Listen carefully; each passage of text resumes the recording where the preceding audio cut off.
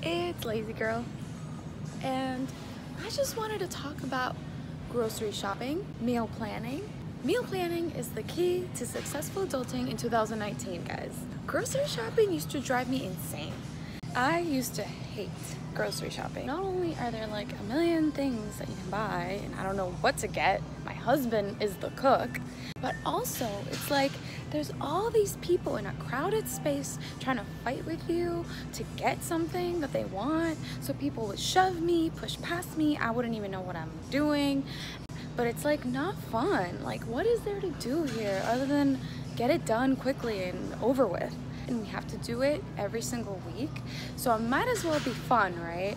We found a grocery store that we actually both enjoyed, and you know, we could sit down, have a coffee, I could get a cappuccino, we could have a little breakfast, and that to me was worth it. You might say that he kind of bribed me with food, but it worked. No, I'm just kidding. It wasn't just the food, it was the fact that it wasn't a crowded place, there was no one pushing past me, and it was really nice to look at. I could stop and take some samples, I could look around, and it was actually really pretty, and it's just, who doesn't like window shopping? So then I started to like going grocery shopping, and that was step one. Step one is finding a grocery store that you enjoy so that it doesn't become like this chore that it is, but it becomes like enjoyable because it's gonna be part of your life. It's gonna be part of your routine. So you need to get used to it and even learn to like it. Step two, meal prep. My husband does all the tough kitchen work. He plans our meals, he makes the grocery list, and then he cooks our meals a couple days ahead. In 2019 terms, this is called meal prep. He knows exactly which vegetables are what and how much protein we're supposed to have per day, according to our macros, whatever that means. Whereas I honestly can't tell a cucumber from a zucchini. Look at this. Look at this. Which one's which? Okay, like if it wasn't for this, okay, the top of the zucchini has a little hat. Anyway, seriously though, meal planning is essential to adulting in 2019. Why didn't my parents ever do this? I just don't remember them once sitting down to make a list of what we were gonna eat that week for breakfast, lunch, and dinner. Ever. A lot of times my mom had to work so much that she came home from, you know, doing real estate all day, and then she went to the gym, and my dad was out working too. So we literally had like 15 minutes to come up with a meal, and we ended up eating grilled chicken a lot. Because it's just a quick thing you can throw together. And now that I live on my own, well, with my husband, we can't really afford to order out every single night. So not only does it save on the budget, it also is a lot healthier just to eat homemade cooked meals. This is why cooking is the only way to do adulting on a budget, or living with someone who cooks. And it doesn't have to be difficult. Honestly, like my husband cooks 6 meals in one day, and so we have food for like the next few days. It seems difficult at first, but there is a method to the madness. A lot of times what he ends up doing is pairing a protein with a carb, and it becomes a full meal. Like, think about it, if you just pair chicken and rice, steak and rice, chicken and quinoa, steak and quinoa, salmon and rice. The reason why I say rice so much is because it is so easy to make, and it's not very time consuming. You don't have to like put a lot of effort. You don't have to be a really good cook. You just have to know how to read instructions. So basically for rice, typically you want to do 2 cups of water per cup of rice. Quinoa, it's about 1 to 1, but it just depends. Read the instructions on the box and always use a rice cooker. It's very easy to use, even I have done it. Once you throw in the proper proportions of water and rice, then you just push a button. So here I would just put whatever type of thing I'm cooking, white rice, brown rice, and then That's it. That turns it on pretty much. And it'll turn off by itself and let you know. Ideally, you would make some kind of vegetables too, but if you don't have time to make those, don't worry, because vegetables can sometimes be very difficult to make them taste good. And if you're very picky, it's gonna be hard. It's gonna be time consuming to do that. So I wouldn't. I would, just with a protein and a carb, honestly, that will keep you full and it provides a lot of nutrients that are actually really good for you. Now for the protein, that's a little bit more difficult because typically you want to marinate chicken or any kind of meat that you're going to eat. And I'm not saying the protein has to be meat, but I eat meat, so that's just what I'm sharing today. We buy meats on sale, so we're not ever going to get like steak very often, but we do get chicken, we get lean pork and lean ground beef, which actually lean ground beef ends up having like only 5% fat.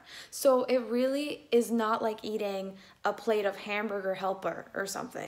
And we even do a vegetarian option sometimes. We do extra firm tofu because we like that texture. I don't like the soft tofu. I'm like a texture person, so I can't eat like super soft gooey things. Extra firm tofu is where it's at. And tofu is like super cheap. He marinates a lot of meats differently, and the way that he does chicken is actually the easiest, I would say. He basically grabs like a Ziploc bag, and I think he's a genius because he grabs the bag, he throws the sauce in there, and then he grabs the raw chicken, puts it in, closes the bag, and lets it sit in the fridge for a couple hours. The chicken then marinates, grabs all that flavor. Once it's cooked, you really do taste the sauce. You only taste the sauce. And I hate grilled chicken a lot of times. I think it's pretty plain. But the way he does it is delicious. It's amazing to me how much a little planning can make our meals taste so much better and make our budget go such a long way. Now, here's what we have like in our fridge right now. Like you can see we have bread because we eat that for breakfast since we don't really plan breakfast. That's a pretty easy meal to make on the spot. That's meats right there, frozen meats that he uses. Ground beef, chicken.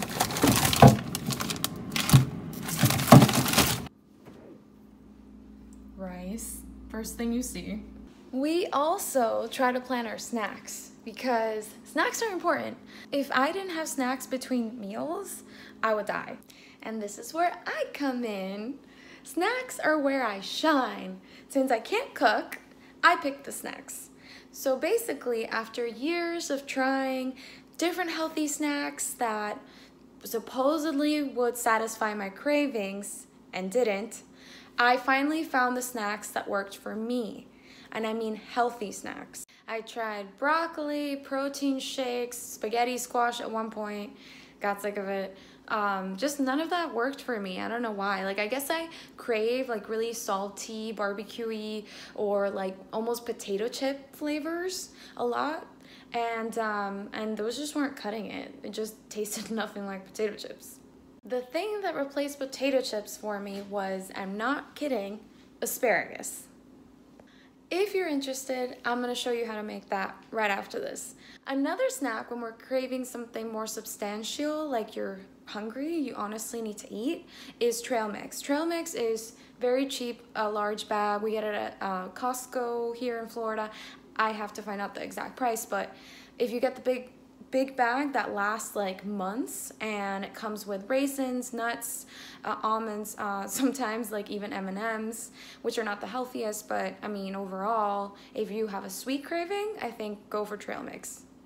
This bag here is the one that I was talking about, and yeah, you can get a healthier one if you want, but I mean, I don't think it's such a big deal. It keeps me really full whenever I eat it, but you have to be careful though to look at the serving size because nuts are very high in calories. So like for example, it's 160 calories, 1/4 cup, which looks like nothing, but it'll actually keep you so full. That's why this bag lasts so long, because literally it's like 1/4 of a cup per serving. And I only do like a serving per day. Another snack that I tend to do a lot is baby carrots. because baby carrots are actually really good for you. They have a lot of vitamin A, and they're good if you just like are a little bit hungry and don't want to eat too much because lunch is coming up or whatever. These will hold you over and they're healthy. And if you don't love the baby carrots on their own, you can eat them with hummus. And I tend to eat them with hummus a lot because it is, plus organic hummus, like it has all of these things. It has protein, vitamins, and all kinds of good stuff. So that's a pretty good snack. And it's filling, like you'll be full for a while. So yeah, those are my main snacks throughout the day in a regular work day. And if you want, stay, because I'm gonna share my potato chip like asparagus recipe. All right, so let me show you how to do this real quick. You're gonna need asparagus, a drainer for when you rinse it, aluminum foil so you don't get the pan dirty, a pan that, you know, goes in the oven. You're gonna need a small knife, a cutting board if you have one, and you're gonna want to use salt, granulated garlic, black pepper, ground black pepper, and crushed red pepper, oh, and olive oil. This time I got the bigger asparagus. Usually I get the thinner ones, but I'm gonna go ahead and just rinse that real quick. And make sure you get the water all in there. So you probably wanna use both hands, especially if you're not filming. All right, so because this is gonna be quick, I'm gonna go ahead and preheat my oven. For me, I have to hit roast. Then I want to do 400 and start, and then it'll get there. And you normally want to cut like the harder ends off of it because that doesn't cook the same. So where it still feels soft, that's the part you want to keep. Because these are the thick asparagus, I think I'm going to bend it more here and see where it snaps. This is probably too hard. So I want to cut about this much off. So now gather them all and place them together so you can cut it at once.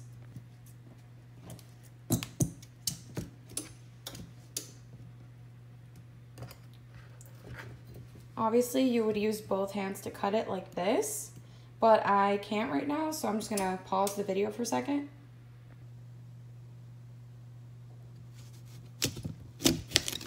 All right, now I have it to the size that I want, and I have to put foil on the pan so I don't get it too dirty. I'm gonna lay them out on here, just like that. And I wanna start with the olive oil because the olive oil is what makes everything else stick to it. So, just wanna put about that much, depending on how much asparagus you have. You mostly want to season to taste, but I guess this is, you know, about what I do. I only use a little bit of salt because, you know, you don't want it to get too salty. And then a lot of black pepper, a lot of garlic because I love garlic. And the last one is the red pepper, which just gives it like a little bit more flavor. You don't have to add this, but I like it because it gives it more of, I guess, a potato chip taste to me. But it is spicy, so be warned. Only put a little bit of this until you know how much you can handle.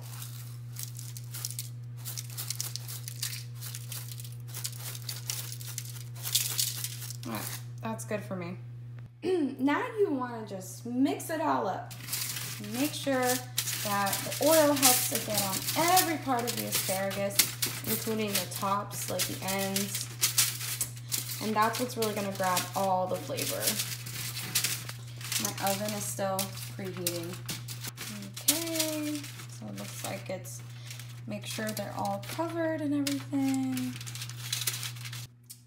So the oven is ready, and So I'm gonna put it for about 30 minutes because these are the thicker ones, but I'm gonna check it after 20 minutes and see how it's going. And you can cook it as much as you want. Like if you want it to be crispier, I like mine crispy, even though it might look a little burnt because it has more of that smoked flavor. So I'm gonna check it in about 20 minutes.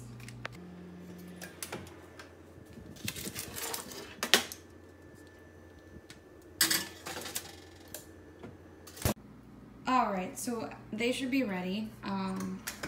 The way to check is you grab a fork or silverware and just put it through the asparagus and see if it goes in because it's soft. That one's soft. Soft. Oh. Yeah, looks like they all are pretty cooked. Even the bottom, which is the hardest part, is soft. Okay, so it looks ready. Okay.